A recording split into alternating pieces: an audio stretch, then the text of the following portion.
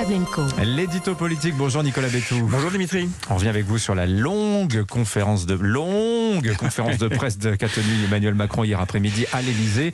C'était seulement la seconde du genre du quinquennat. Oui, et cette rareté à elle seule suffit à en faire un petit événement. Cet exercice qui est de répondre en direct à une centaine de journalistes a été prisé de la plupart de ses prédécesseurs, mais pas tellement d'Emmanuel Macron qui, depuis le début de son mandat, a beaucoup cherché à innover dans la manière de communiquer avec les Français, avec des résultats, il faut bien le dire, assez inégaux. Alors cette conférence de presse, Nicolas, vous la jugez comment, réussie ou pas? Eh bien non, je l'ai trouvé plutôt ratée. Alors comprenez-moi bien, le président était parfaitement à l'aise, avec de temps en temps la touche d'humour et de légèreté qui convient à ce genre d'exercice.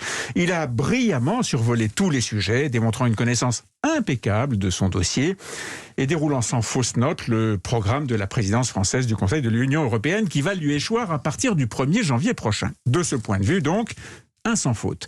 Sauf que ce savoir parfaitement maîtrisé est rapidement devenu un exposé de hauts fonctionnaires bruxellois.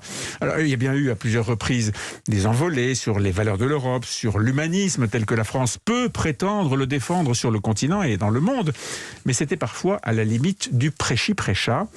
Et surtout, on retombait très vite dans un discours technocratique avec des expressions, des sigles, des abréviations, des mots-clés à faire se pâmer un rond de cuir de la Commission européenne. Et s'il y a bien un symbole de cette dérive, on le trouve dans le nombre de sommets européens, de réunions ministérielles, de colloques, de rencontres universitaires annoncées par le chef de l'État. Alors bien sûr, c'est ça le fonctionnement de l'Europe.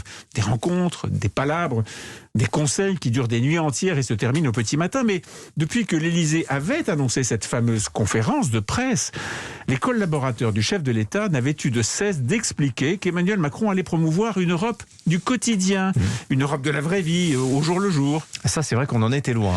Et oui, et ça démontre à quel point il est difficile de parler d'Europe de manière concrète. Alors, il y a bien eu un passage de la conférence de presse sur l'Europe des vaccins, mais à part ça, du concept et encore du concept. Et puis tous ces sommets, plus d'une vingtaine qui vont se tenir un peu partout en France. On se demande bien ce que les Français auront à l'esprit lorsqu'ils verront la caravane diplomatique se poser ici et là en région. Alors à plusieurs reprises, Emmanuel Macron a dû répondre à la question de sa candidature à la présidentielle d'avril prochain. Ben oui, parce qu'en fait, c'est la seule chose que beaucoup attendaient. Alors évidemment, le chef de l'État n'a pas répondu, mais le plus souvent, derrière ses propos, on sentait la préoccupation de la prochaine élection. Alors croissance, emploi, investissement, règles budgétaires, souveraineté européenne, réforme de Schengen, et puis réponse au thème de campagne évoqué par Éric Zemmour. C'était fait sans jamais le nommer, mais c'était transparent.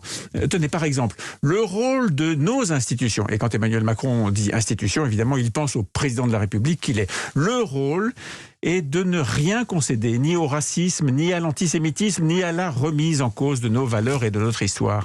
Et au moment où se terminait la conférence de presse du chef de l'État, on se disait que c'était ça probablement le plus important, que le reste, je veux dire, tout le propos très fouillé, parfois lyrique, parfois techno sur l'Europe, tout ça allait passer et qu'au fond, ce but-là, parler de l'Europe au quotidien, n'avait pas été atteint. C'est le moins que l'on puisse dire. Merci Nicolas. À la une de votre journal L'Opinion, précisément Macron met l'Europe au service de sa candidature. Était-ce le but recherché? On en parlera à 8h40 dans le Zoom Info.